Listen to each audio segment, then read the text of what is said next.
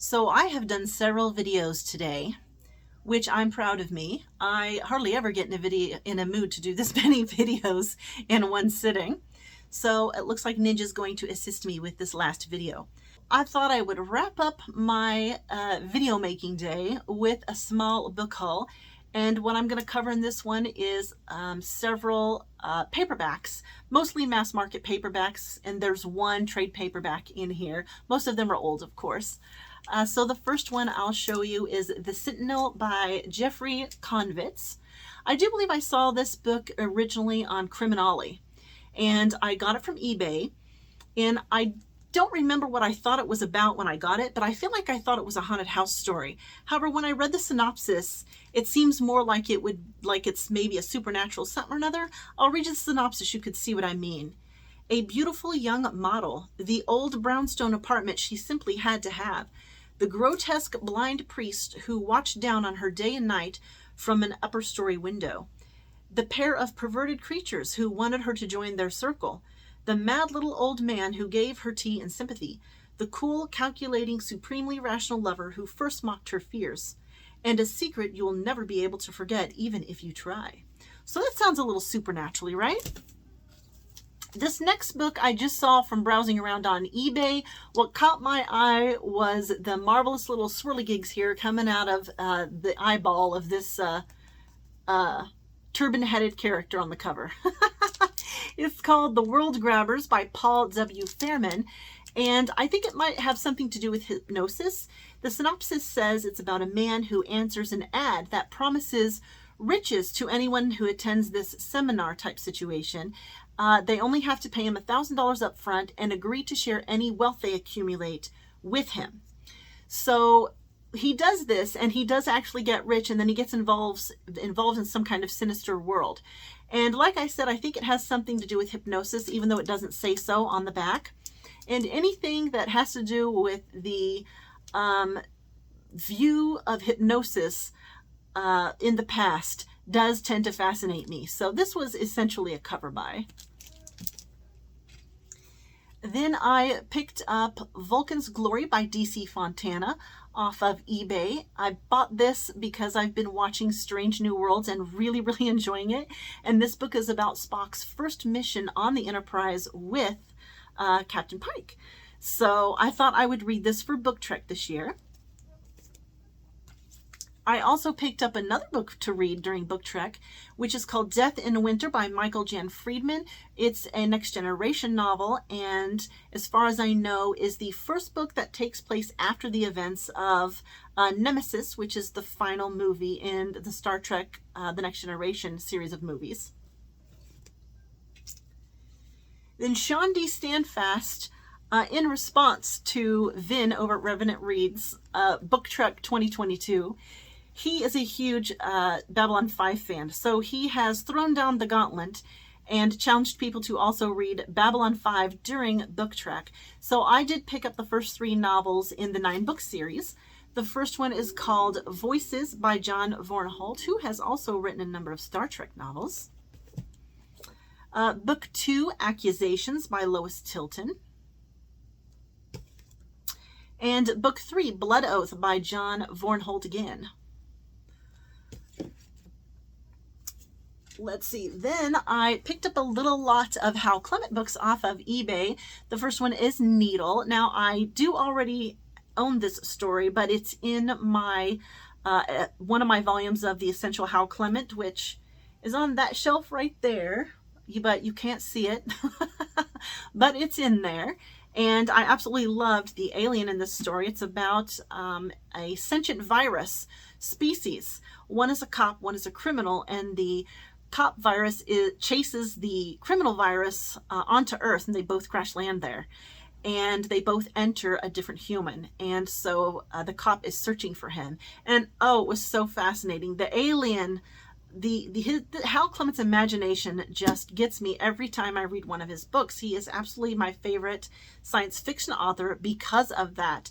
He just gets so detailed about the aliens and the worlds that he imagines that it's just, oh my goodness, it's fabulous, just fabulous. Then let's see. Then in that little lot was also Starlight, which is the second mescaline novel. It's the sequel to Mission of Gravity. I've read Mission of Gravity, which I loved, but I haven't read the sequels yet. I do also own all three of those in one of my volumes of the Essential Hal Clement, but I also love these old paperbacks, so I will definitely pick up any Hal Clement paperbacks that I come across. And then the third Hal Clement in that little lot I bought was Ice World, which is about humans picking up a alien signal that is originating from an icy world, and they go there to investigate. So I have not read this one, and I'm going to read it during Howl for the Holidays, which is a 3-month event where taking place in November, December, and January, where you read 2 Hal Clement novels each month. And then if you're a booktuber, then you can get on and make a video about the books you have read, and I am the host of that. And if you are interested in co-hosting, let me know. I would definitely love to include you as a co-host. Then one more Hal Clement, and that is The Best of Hal Clement, edited by Lester Del Rey, which is a collection of stories by him. And I have often commented on how much I absolutely love the cover of this book. And so Scott Danielson found a copy for me, and he sent it my way. Then I picked up a collection of short stories by Jack London called To Build a Fire and Other Stories. I also picked up a novel called Crazy by William Peter Blatty. He is the same author who wrote The Exorcist. I read The Exorcist last year, I believe, but I didn't care for it. I didn't like it, and I didn't really like William Blatty's style of writing. So I was disappointed that I didn't like The Exorcist. But before I just decide he's not an author for me, I wanted to give another one of his novels a try. And this one is about a little boy who meets a little girl, and the little girl has some strange telekinetic type powers. And there was also an implication of possibly she time travels as well. I wasn't really clear on that, but the implication is there. So I thought that sounded really interesting. And I think they're adults. I'm not sure if, I know that it's told from the boy as an adult and looking back. So I think most of it does take place when they're children, but at least part of it takes place when they're adults, because I did read like the first 20 pages of it, and they're both adults at that time. Another book I picked up was I, Vampire by Michael Romke. I really haven't been interested in reading vampire novels for quite some time. I used to be very interested in them. But I have recently found myself kind of having my interest in vampires reinvigorated. And this was a book that I always wanted to read, but I never did get around to. The reason that I wanted to read this was because I heard the writing was very beautiful. It's essentially supposed to be the memoirs of a vampire.